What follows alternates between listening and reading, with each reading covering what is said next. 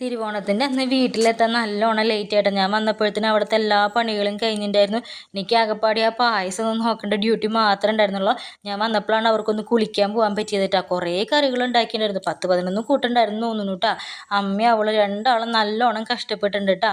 പക്ഷെ എനിക്ക് വരാൻ പറ്റുന്നത് മനഃപൂർവ്വമല്ല കേട്ടോ. ആൻറ്റി കട തുറന്നപ്പോൾ അവിടെ തിരക്കായിപ്പോൾ ചേട്ടായിക്ക് അവിടെ പോകേണ്ടി വന്നു, അതുകൊണ്ടാണ് ലേറ്റായേ. പിന്നെ ഞങ്ങളെല്ലാവരും വന്ന് വേഗം ഡ്രസ്സൊക്കെ മാറി ഫസ്റ്റ് തന്നെ കുഞ്ഞൊരു ഫോട്ടോഷൂട്ട് പോലെയൊക്കെ നടത്താമെന്ന് വിചാരിച്ചു, നമ്മുടേതായ രീതിയിൽ. കാരണം സദ്യ കഴിച്ച് കഴിഞ്ഞാൽ പിന്നെ പറയണ്ടല്ലോ, എല്ലാവർക്കും ക്ഷീണപൂരത്തിലിരിക്കാൻ തോന്നും. പിന്നെ അത് കഴിഞ്ഞ് വന്നിട്ട് ഞാനും അവളും കൂടി വേഗം കറികളൊക്കെ പകർത്തി അപ്പോഴത്തേനും ആ മേലേക്ക് ഇട്ട് പിന്നെ ഒരറ്റത്ത് നിന്ന് അങ്ങോട്ട് വിളമ്പാൻ തുടങ്ങിയിട്ട് നല്ലോണം കറികളുണ്ടായിരുന്നു. വിളമ്പിയിട്ടും തീരുണ്ടായിരുന്നില്ലേ. ശരിക്കും പറഞ്ഞാൽ എനിക്ക് വിളമ്പുമ്പോൾ സങ്കടം ഉണ്ടായിരുന്നുണ്ട്. കാരണം ഒന്നും ചെയ്തു കൊടുക്കാൻ പറ്റിയില്ലല്ലോ, ഞാൻ ആ കറക്റ്റ് സമയത്തിനല്ല എത്തിയത്.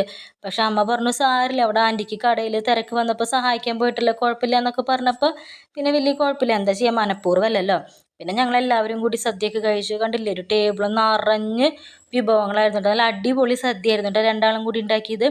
പിന്നെ ഫുഡൊക്കെ കഴിച്ച് വീണ്ടും പിന്നെ അവൾ നല്ലൊരു സൂപ്പർ പൂക്കളൊക്കെ ഇട്ടിട്ടുണ്ടായിരുന്നു നല്ല വലുപ്പത്തിൽ.